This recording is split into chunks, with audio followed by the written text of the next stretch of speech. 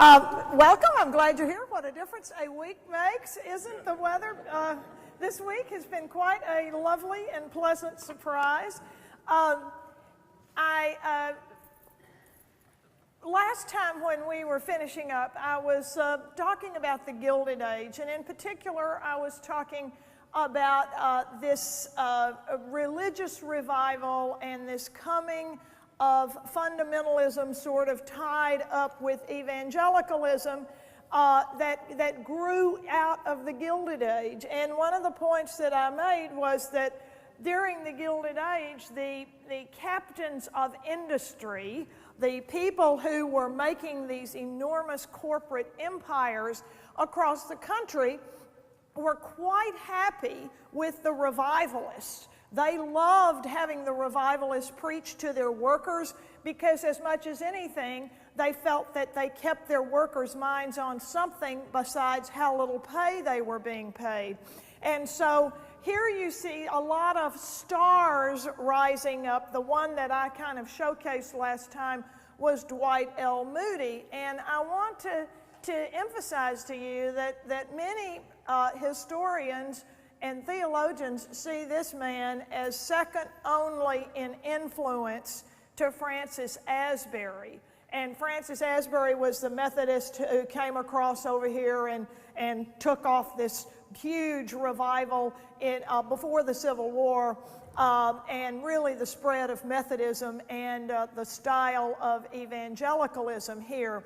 So don't discount Dwight L. Moody as just something that happened then, because his Moody Bible Institute is still very, very popular. And Richard Hofstadter, who is a historian who lived and taught at Columbia, among other things, in the 1940s and 50s, said that, don't you believe that star power grew out of Hollywood, that it really came from this revival circuit that these fancy, well-spoken preachers took off on, and that revival circuit became known as the Sawdust Trail. So you were on the kerosene circuit after electricity became popular, because they didn't put electricity where they had these revivals. In other words, they were more rural areas often, and the floor was covered with sawdust, so that when you made your big decision at the end of this event, your response to the preaching, you walked down the aisle, which was the Sawdust Trail. So I think that these things are actually kind of interesting. I also talked a little bit about the holiness movement, and I want to kind of remind you that it is out of this whole culture that Norman Vincent Peale, who's still selling The Power of Positive Thinking, comes along. Now, I want to take a shift here and say just a few words, probably more than a few. I don't say much of a few words on anything, do I? I want to shift gears here and say a few words about American Judaism after the Civil War during the Gilded Age. Now, we here in Nashville, Jane here, who's sitting right over here, has written a very fine book on the history of Judaism. But the Jews who first came to Nashville in the 1850s were primarily German Jews who had come down from Cincinnati. And the first thing they established was the Hebrew Burial Society. You got to start burying the dead first, and then they had a synagogue here. So we had a Jewish presence here, but after the Civil War, with the industrialization of the United States, we have a strong need for workers, people who have hands who can work. And so there is an active recruitment process going on in places where there are people who are living in abject poverty and very poor, and especially if they're having threats of any kind to their life and their religious practice. And so the American labor is filled, I suppose, during this period of time by immigrants who are brought in. Well, we are a nation of immigrants, right? That should be okay. But there was something that was different about the immigrants who were coming in the Gilded Age that was quite different from the ones that had come before the Civil War.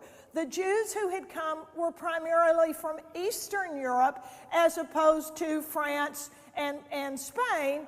And we also have a very large population of Catholics primarily coming from the Mediterranean area. And so you've got these two groups that are coming in, and for the Jews who are here, one of the big questions becomes, how do we assimilate all of these people in? And for the Catholics here, that is the same way, because both groups of immigrants are bringing in their own culture, which is somewhat different from the culture of Catholics in the United States or Jews in the United States. So into this comes a rabbi by the name of Isaac Mayer Wise. And Rabbi Wise is a Bohemian. He has come here, and he sees that in order for Judaism to really survive and thrive here, that there needs to be some change in Judaism.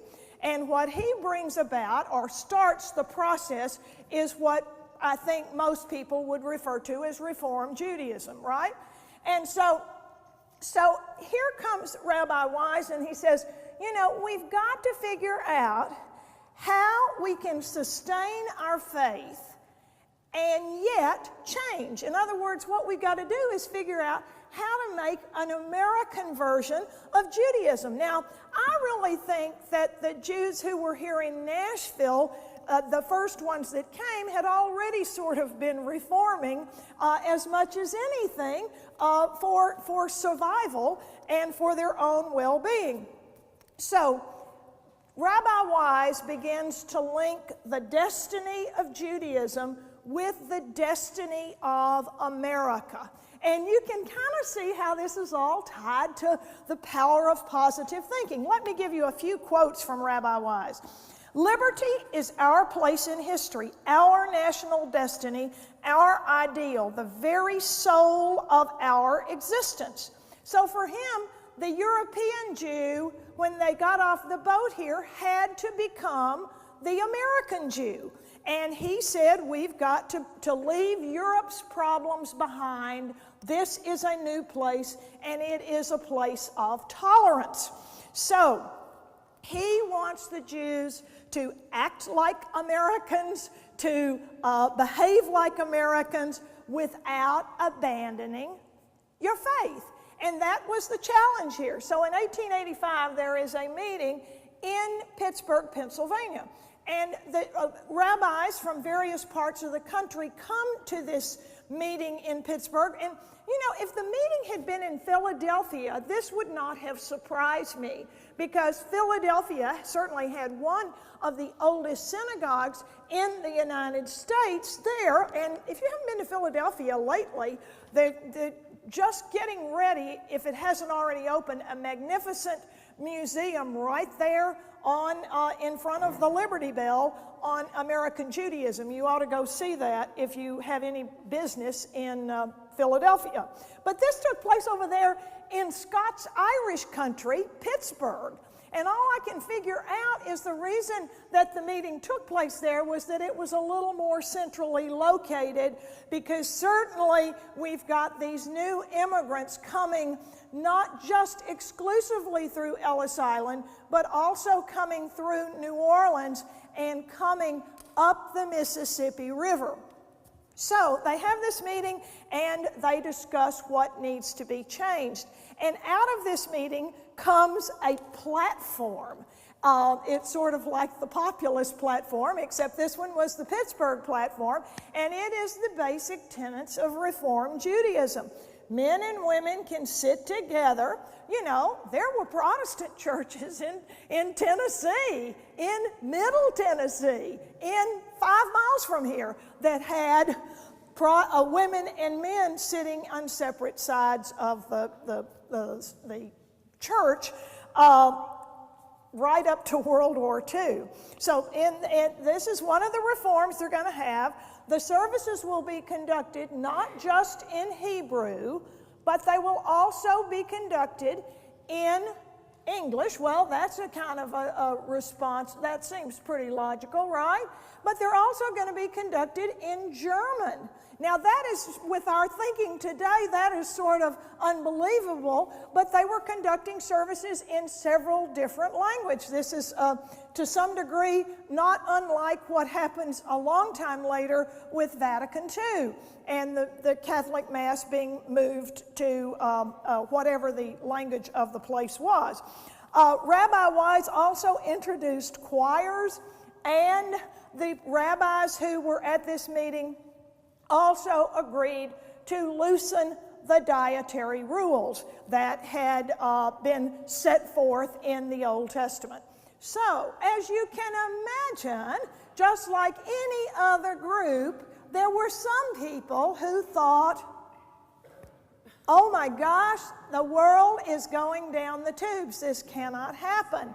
And so Rabbi Wise, he stood to his positions on this, and he referred in later years to his Pittsburgh platform as the Declaration of Independence for Jews, because he felt like there was an opportunity here to unify American Jews together. And so he saw this, and yes, there was a lot of criticism, but there's going to be criticism of a Baptist preacher if he introduces a lot of change. I mean, just about every Protestant denomination in Nashville has had some big argument about music.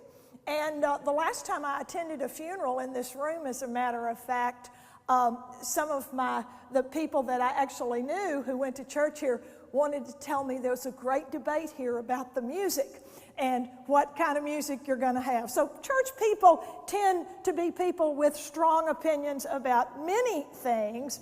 And so you see Rabbi Wise having a very important place here. And during this period of time, the Gilded Age is when people like Jane Addams come along and say, you know, we really need to be doing something to help these poor immigrants. So she, a social worker, founds Hull House in Chicago, and lots of other groups start founding their own settlement houses across the country. And the settlement house movement came to Nashville. The Bethlehem Center was really a settlement house. St. Luke's was really a settlement house. And there are these groups coming along. Well, for the Jews in Tennessee, an issue was how can we acculturate, blend these immigrants in, because they really are not blending into the culture very well. And so they establish a settlement house, which is actually was downtown, not too far from the Ryman Auditorium, called the Bertha Fensterwald Center. And at this center, Jewish immigrants who came primarily up the Mississippi, they stopped in Memphis, a big neighborhood in Memphis called the Pinch. At one time, I think the biggest Orthodox synagogue in the United States was in the Pinch in Memphis, which is Baron Hirsch. They've moved out to suburbia. But it was at one point, and I think it still is, a very, very large Orthodox synagogue. So it's kind of interesting to compare Nashville's Jewish community and Memphis, because Memphis, in my opinion, has a much bigger and more vocal Orthodox community than Nashville does, and it really has a lot to do with this migration up the river, so to speak. Now, at this particular point in time, we also had academic studies of religion rising up and becoming a very accepted, a very popular, a very stimulating course of study for people, particularly people who are educated or want to be educated, but also want some kind of a religious calling. And so the study of the scriptures as an academic discipline really becomes very prominent. And although we've had seminaries to train Protestant ministers since the very beginning, since the Puritans established Harvard, actually, we've had seminaries. This was a different kind of study, because what these seminarians wanted to do was to look at the Bible historically.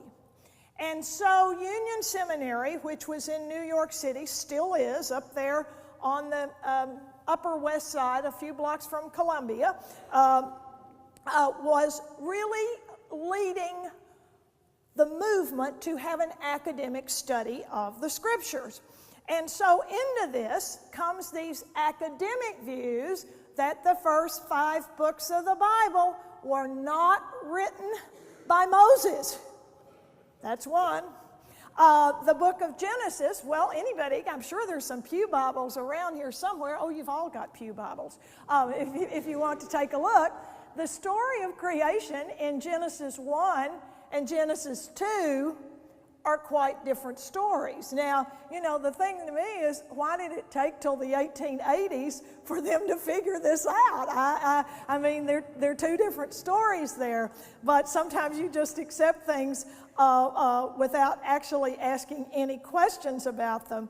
And so here we've got these ideas that the books of the Bible were written by different people at different times, and most importantly, in response to existing conditions. And so this notion really stirred up things, and it became known as modernism. It questioned all of our assumptions. It questioned the inerrancy of the Bible to the degree that you think that somebody was just holding the pen and the words were going on the paper. I mean, all of the books that are codified in the Christian Bible were written out and in a whole lot of different languages. So this begins a war, and it's among the seminarians, and it is questioning our values, our faith, just because it's questioning how the Bible was written.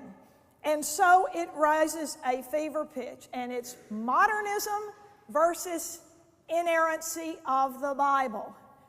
And so lumped into this side over here about inerrancy comes another set of ideas that people are thinking goes too far, and that is the teachings of Charles Darwin and his theory of evolution, the survival of the fittest, and so on and so forth. Now, Charles Darwin, he himself was trained as a preacher, but he had gone off to the South Seas and wrote that biology book well before the Civil War. So these things were not brand new ideas out there, but it just somehow, when the Bible is being questioned and the inerrancy is being questioned, then we've got to stick Darwinism over there at on that side. Now, where are my Presbyterians? I've seen some of you around here today. I don't want to hurt your feelings here, because the Presbyterians all see themselves as careful students of things. We have a devout Presbyterian minister by the name of Charles Augustus Briggs. Charles Augustus Briggs feels called to the ministry. He will become ordained as a Presbyterian minister. He will go to Germany and study, and he, as a result of his academic study, will get a very prestigious academic appointment at Union Seminary as some sort of chair, holding a chair of religious studies. So he gives various talks about the history of the Bible, and he is invited to give what you and I guess would call an inaugural address for the presbytery, the body that is over New York City.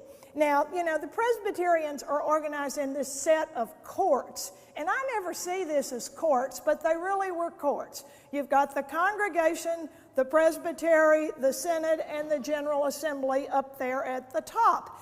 And these are governing bodies. Now, keep in mind that in 1891, when he preaches his inaugural sermon, the Presbyterian Church is still split. There is a northern church and a southern church, and you know what the issue splitting the churches were. It was integration, and so you have these two groups. But he was a northern Presbyterian, and he gives this talk to the presbytery, which weren't quite as enlightened as Reverend Briggs was, and they charge him with having ideas that run counter to the confessions of the Presbyterian Church, the Presbyterian Confession of Faith. And so, guess what? The presbytery will have a trial of this man, a trial of a preacher. I mean, can you imagine that? They're going to try Reverend Briggs for this. And after days and days of testimony and a couple of different votes, Reverend Briggs is acquitted. And what was he being tried for in 1893? Heresy. I mean, doesn't that sound like witches, trying witches in Salem? But he was being charged with heresy here. So this goes up to the synod, and that's not enough for his critics. It finally makes it 2 years later in 1893 to the big General Assembly. And so they hear all of this testimony. There are all sorts of records about this because the Presbyterians do like to write things down. And so there are lots of records about this.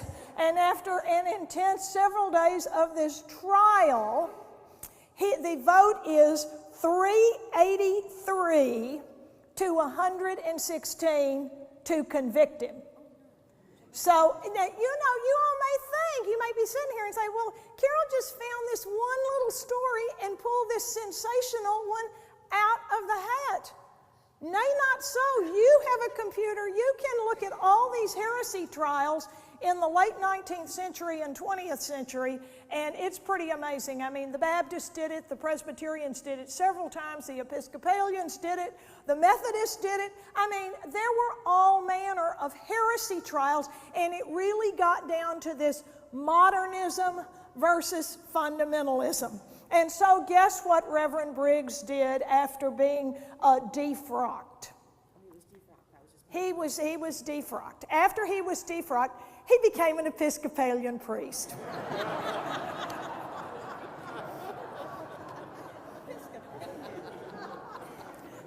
There's a book about this as the prologue to the 20th century. But I really think this points up that folks were not as enlightened as they might sometimes like to think they are today.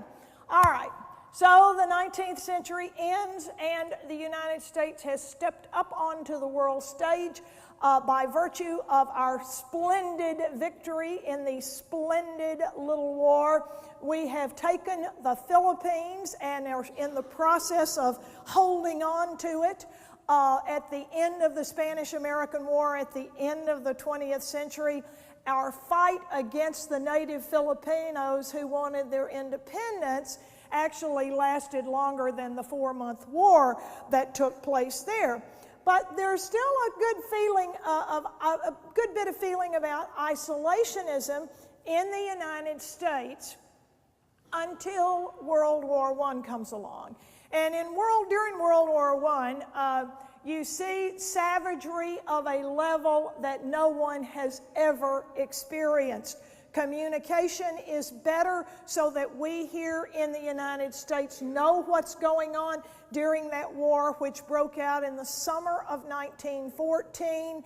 The United States doesn't enter the war until April of 1917. So this war in those trenches was taking place for a good 2 full years before the United States got involved in it. The U.S. was only there really for about a year, but our presence did make a difference. But this was a big challenge, I think, to everybody's faith, because people had come out of the Gilded Age with so much faith in progress in technology, and even fundamentalists who didn't have quite so much faith in technology really saw progress as taking place, until we realized that this progress is how to kill people better and all of the gas that is used. And there is a great debate in the United States in 1914 and 15 over whether the United States should enter the war. In the White House was Woodrow Wilson. He was a very religious man. His father had been a Presbyterian minister before the Civil War and after the Civil War. He is there. His Secretary of State is William Jennings Bryan, the boy commoner who had run for president unsuccessfully on three different occasions. He had never been successful in that, but he had a name across the country. And a lot of other people regarded William Jennings Bryan, who really is kind of a pacifist, as kind of a country yokel. Now, he was an educated man, but people saw him. I think Bryan's biggest critic was probably Theodore Roosevelt, who wanted the U.S. to get in the war as soon as it started and kept preaching about that war until the U.S. entered it. So you've got the war being divisive here, but then when the Americans do go over there and the horror of it, of people coming back home who have been gassed, that really shakes the very foundation of society. And coming out of that war was the Spanish flu epidemic, which really got spread by soldiers, and it spread all over the world. It was a pandemic, and it spread everywhere, including Nashville, Tennessee. And anytime you have something in which a lot of people are killed, the population is destabilized, and people start considering their religious ideas. So before World War I and the Spanish flu epidemic, you did have a lot of conservative people, but they were really loose groups here, there, and yon. And they weren't tied together in any fashion, and they weren't really interested in political or social action. But after the war, they come together in this anti-modernism movement, and the spokesperson that they have will become William Jennings Bryan. Now, what other people are kind of stirring the pot here after World War I? Well, actually, before, during, and after World War I. The leading organization in the United States, far bigger than any other organization, bigger than any religious denomination, was the Women's Christian Temperance Union. Led by Frances Willard, who had gotten these women organized after the Civil War, temperance, prohibition, had been around for a long, long time before the Civil War. But Frances Willard gets this organization going, and it is growing leaps and bounds throughout the Gilded Age. And then when we get into the 20th century, it really explodes. It had a strong religious dimension, but it also provided an outlet for women who had excess energies. I'm absolutely confident I would have joined. I'm confident I would have joined this organization. So they create a juggernaut of prohibition that is absolutely unstoppable. There is nothing that can be done to stop these women. They had a whole array of issues, social reforms, but at the heart of every social problem, poverty, gambling, murder, stealing, just any kind of your general sinning. It could all be sifted back to drinking. And it was a simplistic message, but people could understand it. Well, they want an amendment passed by Congress. Now, Tennessee, we were long since dry. We had voted statewide prohibition after Edward Ward Carmack was shot on the streets of downtown Nashville. So Tennessee was already dry, and a few other states were. But these women wanted a national amendment to the U.S. Constitution, and they were going to stop it, nothing less. So, amazingly, Congress ratifies this amendment in December of 1917. Now, this is a rare moment when I think the dates are somewhat interesting here, because Congress ratifies prohibition. It's still got to go to the states to be approved, but Congress passes the amendment after American soldiers have started leaving for Europe. In other words, a lot of men are gone, and they're getting more pressure by these women and to do this. And so it happens right in the middle of the war, at least the U.S. part of the war. And, you know, there was a group of quiet but strong wets in Congress. Now, the people who wanted prohibition, we call them dries, and Tennessee had a prohibition governor named Tom Rye from West Tennessee. So I always like to tell my students our governor was a man named Rye who was a dry. That's humor. They didn't laugh much either. They didn't get it. They didn't get it either. So anyway, the wets in Congress put a time limit on it. This is the first time an amendment to the Constitution has had a time restriction. In other words, the states have to ratify it within, I think it was 8 years. You've got to ratify it, or if you don't get it ratified in 8 years, it will go away. I mean, some of you remember the big fight here about the Equal Rights Amendment, and that there was a time limit put on that as well. So, to everybody's surprise, the states ratified it really quickly. I think January 1919, it becomes the law of the land. And the evangelicals, the fundamentalists, really celebrated about this because they saw this as a victory.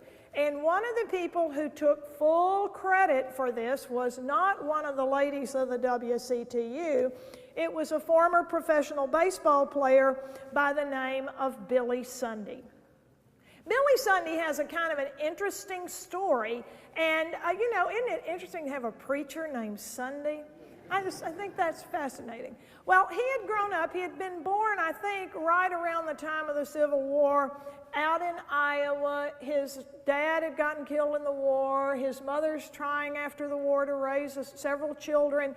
She remarries. The second husband is not able to support the family, and then she cannot feed her children, and so she ends up placing her children in a variety of orphanages.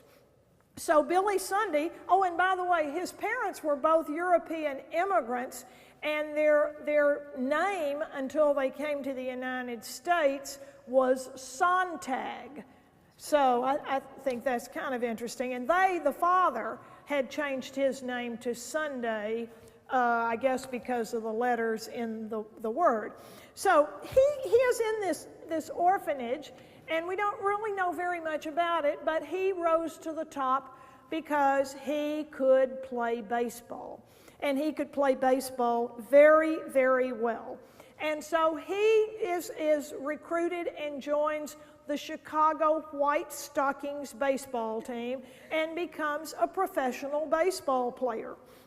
And he is in Chicago playing baseball. At the time, Dwight L. Moody and all the other revivalists are preaching, and he goes to one of these revivals and realizes that his life needs to change dramatically. He needs to do more than just be so successful at stealing bases, which I understand is what his specialty was.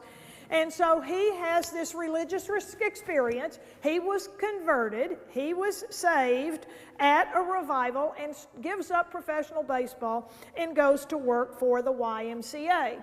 So he hooks himself on a lesser-known star than Dwight L. Moody. He hooks himself to a revivalist by the name of Wilbur Chapman. And he works for Wilbur Chapman with Chapman's very small little operation. Billy Sunday, becomes Chapman's advance man, so he goes into a town and gets the businessmen on board, all the techniques I talked about 2 weeks ago that Dwight L. Moody had perfected.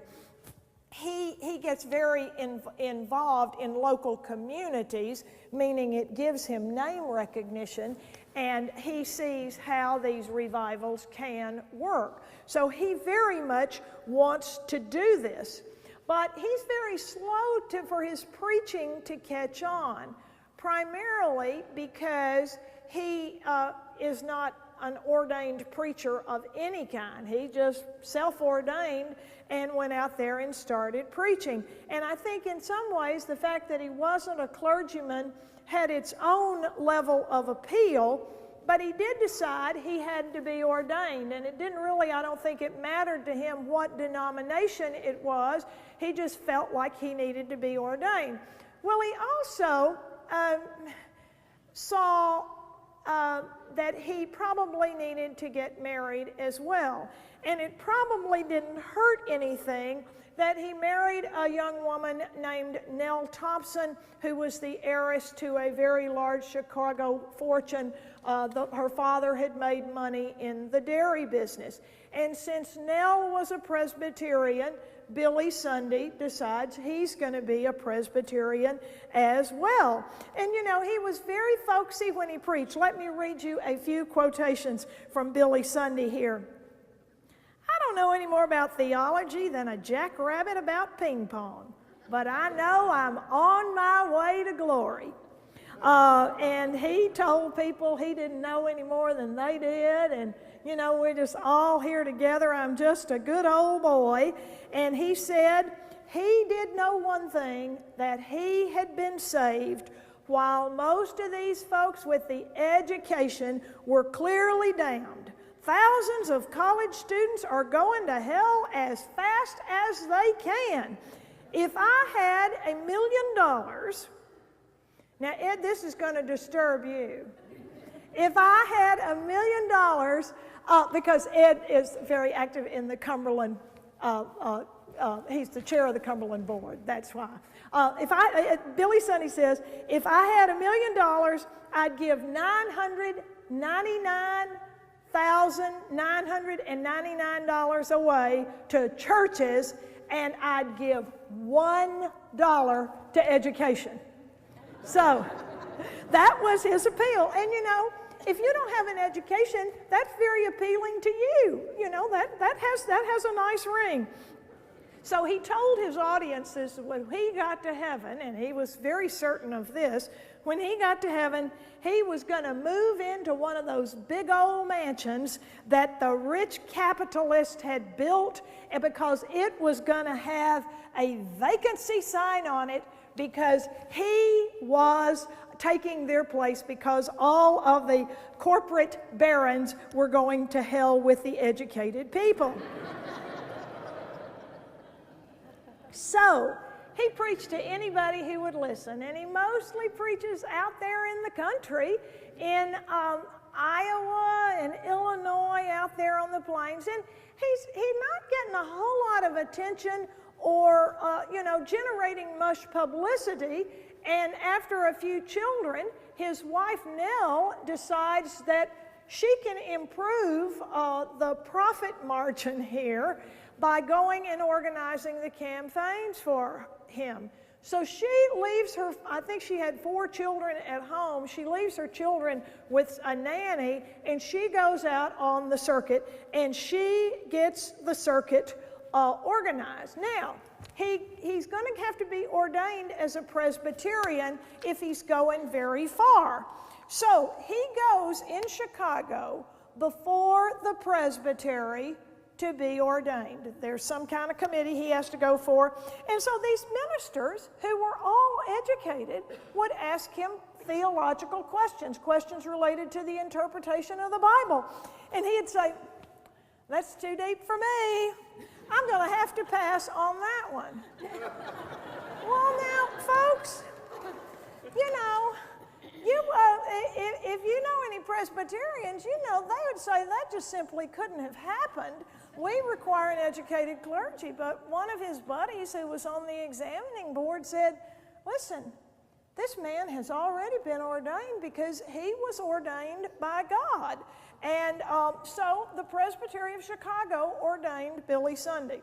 And with his wife running things, by 1917, again, right in the middle of World War I, Billy Sunday is off of the kerosene circuit out there in Ames, Iowa, and he is going to New York City, where he will preach to hundreds of thousands of people, and he will really get attention when he's there. By the time his revival train moves into New York City, he has a staff of 26 paid people working on his team. There's a really good book about him, and he's a fascinating character. Also, those of you who are computer savvy can go into YouTube and watch clips of him preaching, and that's actually quite interesting to hear him preach.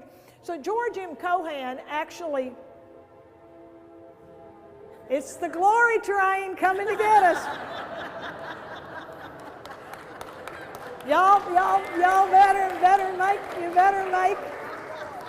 better make peace now. So, nonetheless, George M. Cohan writes a musical about him, and he actually played Sunday in this musical on Broadway called Hit the Trail Holiday. It was about a preacher, a fictional Billy Sunday named Billie Holiday, and Cohan played the part. And the critics were not too kind to Cohan's musical, because you know what they said about him? They said, "Well, Billy Sunday's so much better at it than you are." So he didn't get good reviews on that, but he was very popular.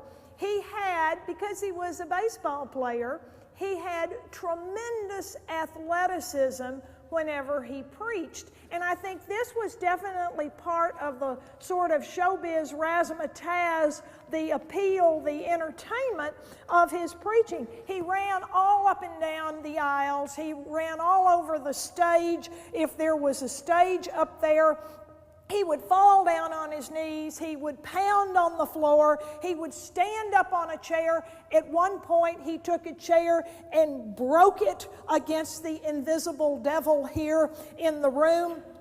He was quite theatrical. He was also, a tad vulgar, but people, this was part of his great appeal.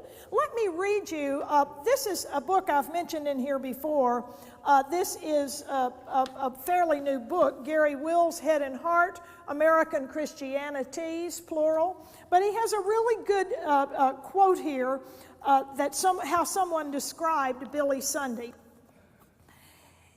He would impersonate a sinner trying to reach heaven like a baseball player sliding for home, and illustrate it by running and sliding the length of the improvised tabernacle stage.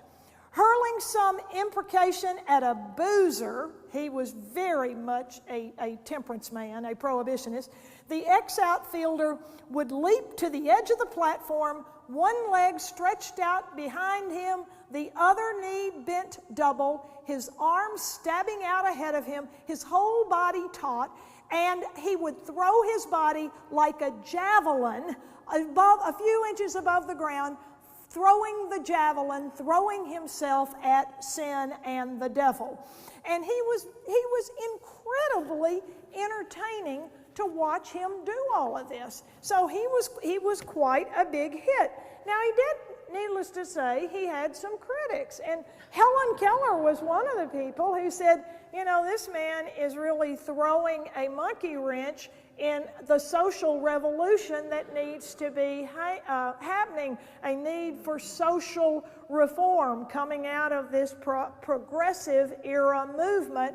We need to use our scientific knowledge and principles to better society, to help people. And yet, just like Dwight L. Moody, money poured into him from corporate America because they saw him just like the Andrew Carnegie and others had seen Dwight L. Moody as a strike breaker. You know, our restless workers won't be complaining so much if they've got something to look forward to going to one of these services.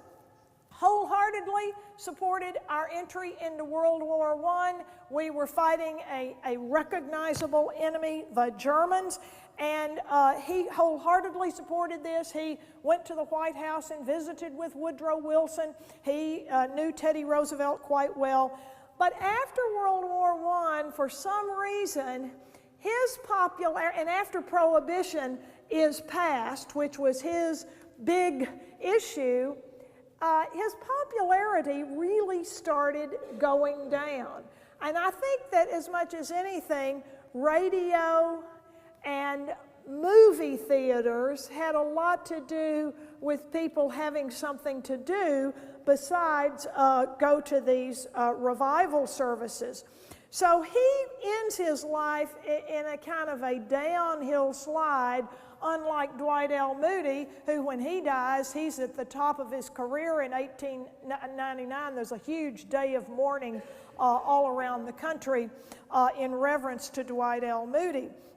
He, in his later years, had a lot of trouble with his kids, and this became very well known, and journalists did not spare any ink writing about this.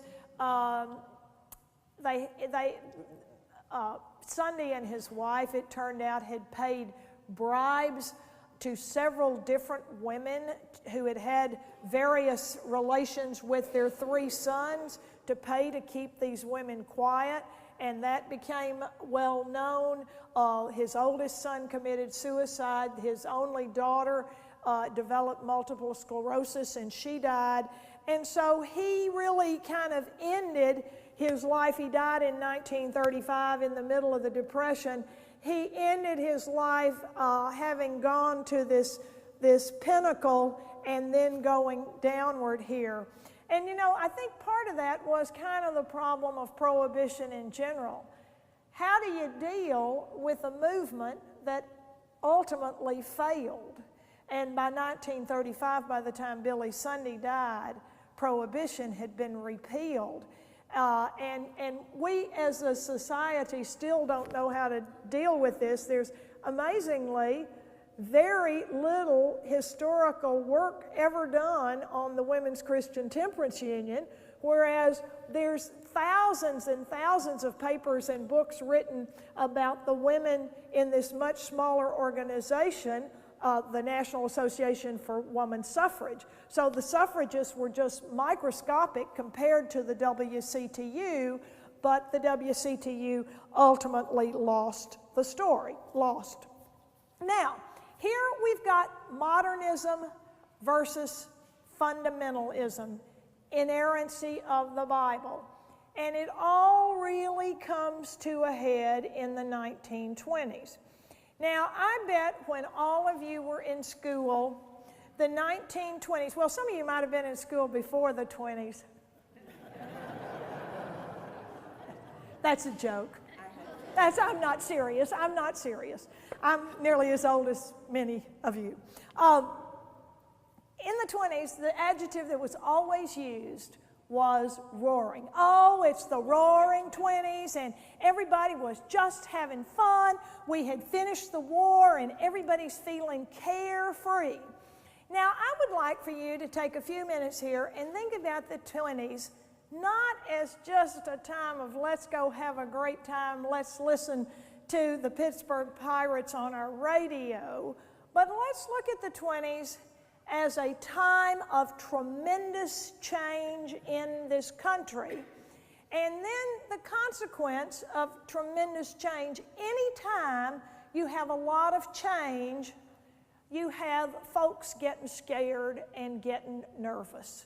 It's coming too fast, and at the bottom of getting scared and getting nervous is, well, you know, I've got children, I've got grandchildren, and I don't want my grandchildren all caught up in all of this consumerism that's going on. First of all, we've got the coming of the motion pictures. You can go to the movie theaters. You can be exposed to the outside world. Towns, little towns all over Tennessee quickly got themselves a motion picture theater. There was one, Jenny's back there somewhere, in Gallatin. It was a very popular place to go. And then when we finally figure out pretty quickly how to shoot that signal up and broadcast radio, radio becomes very, very popular. Down in Lawrenceburg, there was a gentleman down there who started using the radio to promote gospel music, a big empire he built up down there. Radio becomes all the rage. You have exposure to the outside world with the movies and the radio like we have never had up to this time. And then, if that was not enough, Henry Ford comes along and figures out how to make automobiles cheaply enough so that you and I can all have one. And the automobile provides all manner of opportunities, if you are young, to do things that your parents might not know about and might not want you doing. You've got women's liberation. Women have gotten the right to vote. A lot of people didn't think they should have the right to vote. You're going to the movie theater and seeing the exploits of Charles Lindbergh, an airplane, for goodness sakes. And so people began to get very, very nervous. We've just got to keep our kids at home. I mean, for many people in rural cultures, the single biggest fear they have is that their children will get an education and leave home for a better life. And so, how do we protect our children and keep them at home? How do we keep them from leaving Lafayette, Tennessee, Salina, Tennessee? We control our educational system. We don't want outsiders telling us what to teach. It is still alive and well today. We don't want the state of Tennessee telling us what to teach. To say nothing of the federal government. I mean, the federal government wasn't even in the equation in the 1920s in terms of education. So there is a man up in Macon County. Now let me give you a geography lesson on, I can actually draw a map today, can't I? Hey, I'm in business. Tennessee, right? You get it. Use your imagination.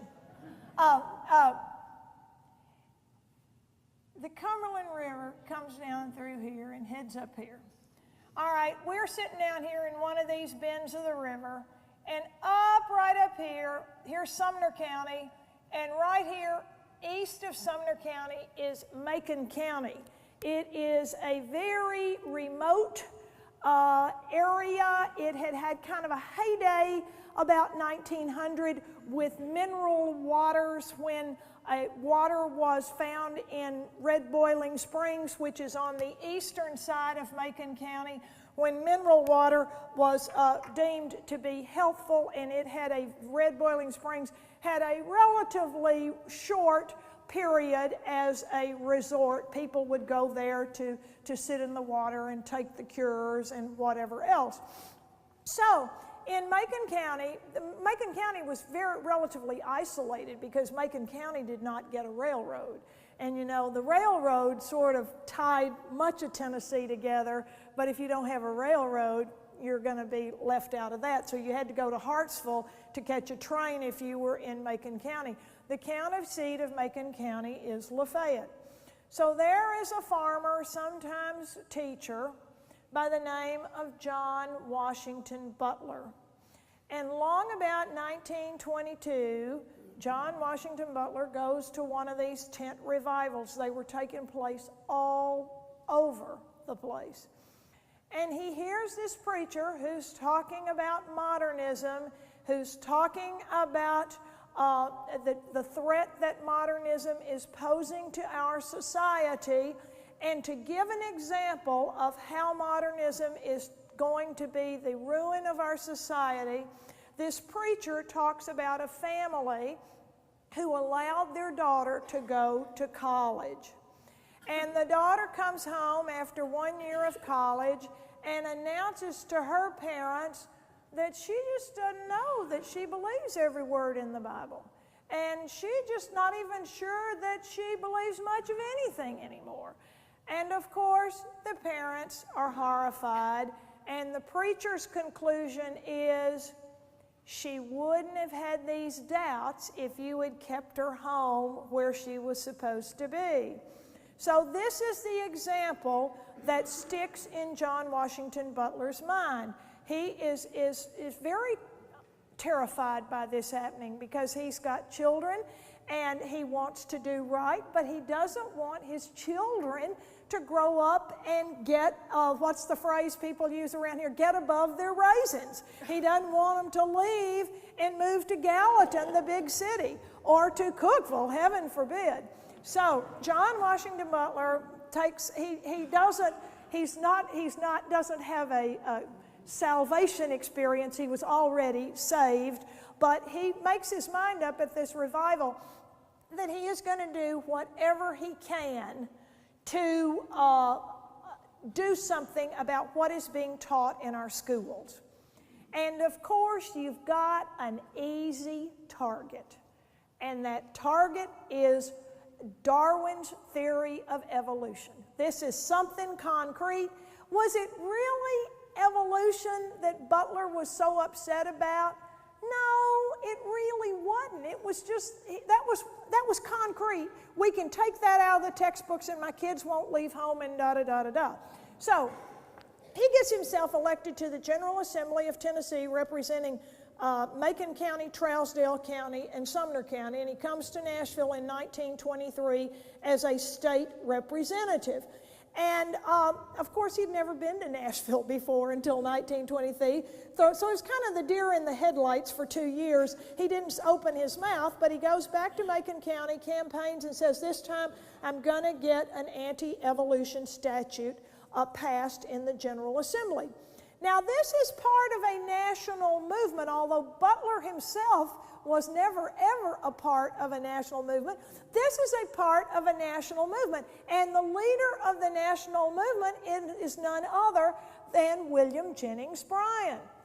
Bryan has taken up this crusade of modernism after the war, and he uses his speaking ability to talk about the dangers of abandoning our faith and the dangers of Darwin's theory of evolution in particular. So the second term of Representative Butler goes well. He introduces Tennessee's anti-evolution statute down at the General Assembly. And it is a fairly divisive issue. Bryan comes to town to kind of add some fuel to the fire. The Baptists were a little bit nervous about Bryan coming. First of all, he was a Presbyterian. He had been vice moderator of the General Assembly. But the Baptists didn't want to dismiss church on Sunday night for him to be able to speak that he was going to do this talk about modernism. But they did see this was an opportunity to sort of get back at the Baptists competitor, which were the Methodists, because at the turn of the century, Methodists outnumbered Baptists in Tennessee, and there was very competitive spirit among all the denominations. So our governor at this point, 1925, is Austin Peay. He is a Baptist. He doesn't really much believe that this bill is a good idea, but he refuses to speak out publicly against it because he has a whole agenda of reforms, things like government reorganization, a roads program for Tennessee, which was very controversial, and he doesn't want to alienate the rural legislators for whom this has become the issue. So Austin Peay really says nothing. And strangely silent are groups like the biology department, the scientists at the University of Tennessee in Knoxville, even the scientists at Vanderbilt. Now, you know, I can kind of understand the UT folks not supporting this, and not for the reason you all think. This is,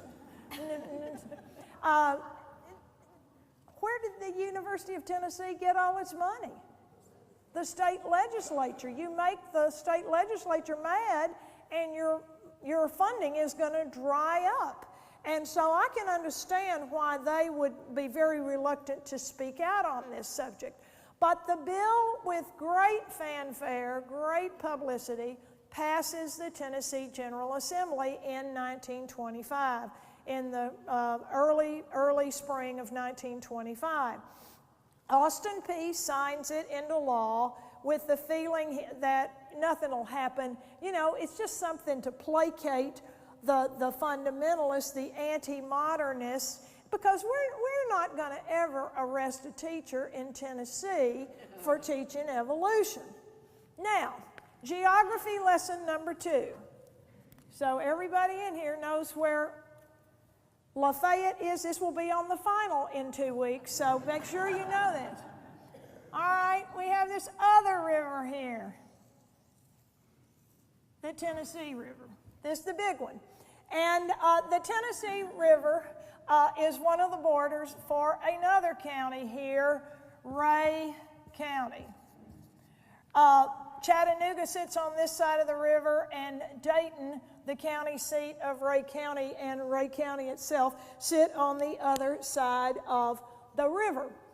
So, over there in Dayton, they have a huge economic crisis.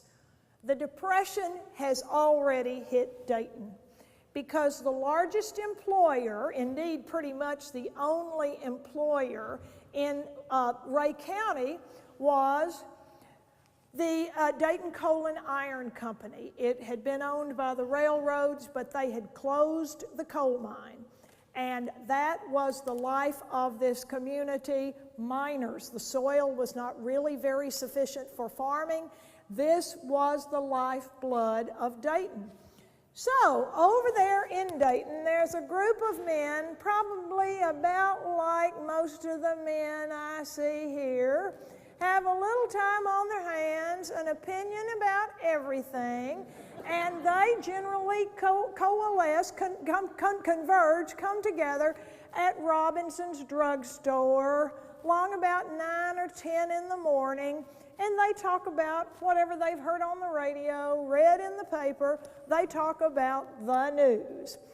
And so, one of the men who's gathered there, George Rapelier, he had actually moved to Dayton from somewhere up north, and he subscribed to the Chattanooga newspaper, and he had read about the Butler Act being passed, Tennessee's anti-evolution statute, but something else in that article caught his mind. In that article, there was another little bit of information that hadn't been made public. There was a national organization called the American Civil Liberties Union, ACLU. There was another organization that had already announced that any teacher arrested anywhere for teaching evolution If a teacher were arrested, the ACLU would pay all the court expenses and provide top-notch representation for any teacher arrested. Now here are these guys. Here you are, Fred, sitting around the drugstore, and you've had way too much caffeine and you're hyped up. And you know, you've been talking, every day you talk about these unemployed people and they're hungry and we can't keep feeding them. So what are we going to do? And so someone has the bright idea. You know, that really gives me an idea. If we could get a teacher here arrested for teaching evolution, wouldn't that be a big deal? It'd be a big trial. It'd be enormous. It would be huge, stupendous, bigger than Sacco and Vanzetti in Boston. It would be enormous. And if we could get national, who knows, maybe even international attention for this, to Dayton, we would have investors knocking the door down to buy that mine and reopen the mine and put people back to work. You may be looking at me with disbelief, but I promise this is what happened. And so they send down to the high school and find John T. Scopes. He's a part-time biology teacher. He's a part-time coach. He's teaching down there. He's new in town, young fella. And they bring him down to the drugstore and say, would you do a service, some community service here? Could you allow us to arrest you for teaching evolution? And so John T. Scopes agrees to be arrested for teaching evolution. And as a result of this, true to its word, here comes the ACLU lawyer who comes into town to do a fine job of representing John T. Scopes. The trial will be tried. The ACLU lawyer is Clarence Darrow, highly well-known, opinionated, forceful, trial-winning lawyer.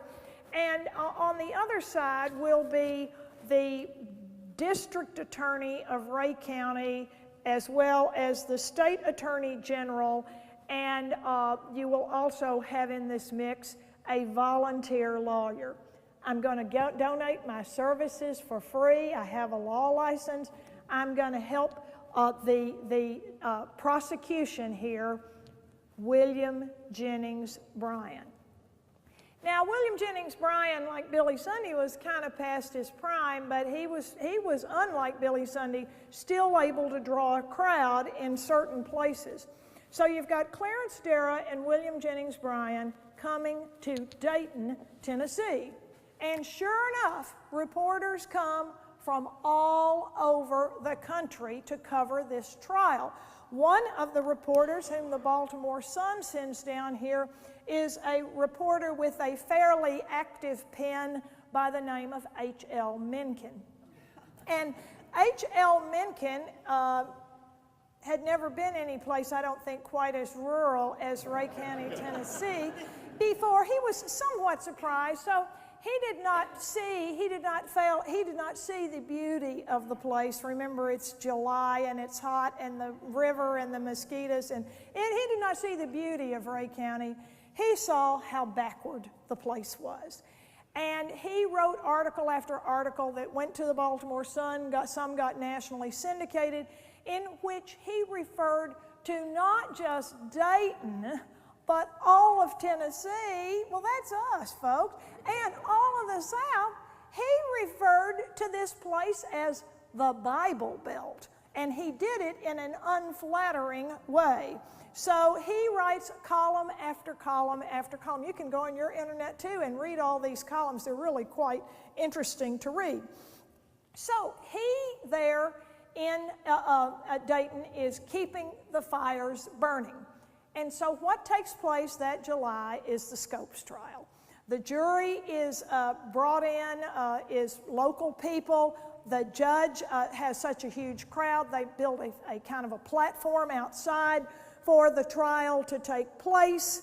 It is a very interesting story. You can read the whole transcript on the internet as well. It's also been immortalized in play Inherit the Wind.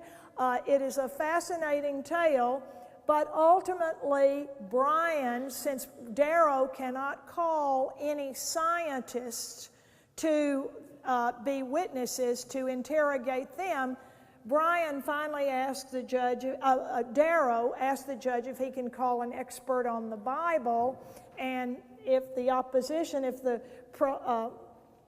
prosecution attorneys have no opposition, the answer is yes. And indeed, the expert on the Bible that Darrow calls is none other than William Jennings Bryan himself. And Bryan was sort of crowing. You know, he felt like this was a great opportunity to put Darrow in his place. And what followed there that day was really, by any stretch of the imagination, painful. It was really sad to take this person who has been made to look silly, Bryan, and he doesn't defend himself very well, and he gets kind of flustered. And, you know, Darrow, he was a trial lawyer. He was accustomed to going at the witnesses, and Bryan was just simply no match for Clarence Darrow. So here, Bryan is really embarrassed and humiliated here. But now keep in mind, the trial has nothing really to do with the Bible. The trial had nothing to do with whether evolution, the teaching of it, it had nothing to do with evolution. Is evolution right or wrong? The trial was, did this man break the law of Tennessee? And that's what the jury has to go out and settle. Did John T. Scopes break the law of Tennessee? And so he is convicted. Yes, he did break the law. He taught evolution. He admitted it, that he did it, and so he is convicted. Now, later the Supreme Court of Tennessee overturns the conviction on a technicality in the bill. It had specified that you can't be fined, I think, more than $100, and the judge had fined him $200. It was a very kind of arcane technicality, but it was later overthrown. The case was overthrown. But Dayton has never really recovered from that episode in its history. And it really is a kind of an interesting thing to see how William Jennings Bryan's life ended, because the Sunday after the verdict, he goes to the Methodist church where he's called on to say a few words, and he goes after church, he goes back to the little cottage he's rented in Dayton and to take a nap, and never wakes up. He died in Dayton, Tennessee in less than a week after the Scopes trial. And John T. Scopes was later, some years later, interviewed, and he admitted to the reporters that he never got that far in the biology book. It was in the book, but he never got that far. So he admitted that he had not taught it. He left Tennessee after that, lived among other places in Chicago, and worked for a geology company. I don't think he ever taught school again. But this was the note on which Tennessee responded to modernism. And that takes place in 1925, and needless to say, they never got the coal mine opened again in Dayton. If you go over to Dayton, Dayton is still a fairly poor little community, struggling people. It's a small rural area, very beautiful. But in tribute to William Jennings Bryan, a variety of Christians created Bryan College. It is a non-denominational college. It is not a religious organization. And the internet has really put Bryan College on the map. I was over there about 3 years ago, and their enrollment is just up leaps and bounds. And you drive into the parking lot and you see license plates from all over the country, Washington State to Connecticut to Florida. It has a very geographically diverse population there, but it is a conservative, Christian, non-denominational college. And so the 20s end with the stock market crash.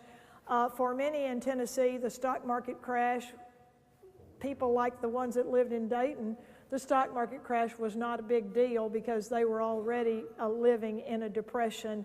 Farmers were having a very difficult time, and the stock market crash brings in the Great Depression. So that's where we end today. And we will take up with the Depression and World War II. Next week, we will talk about modernism some more, how that really sort of gets coalesced into a new phrase, secular humanism.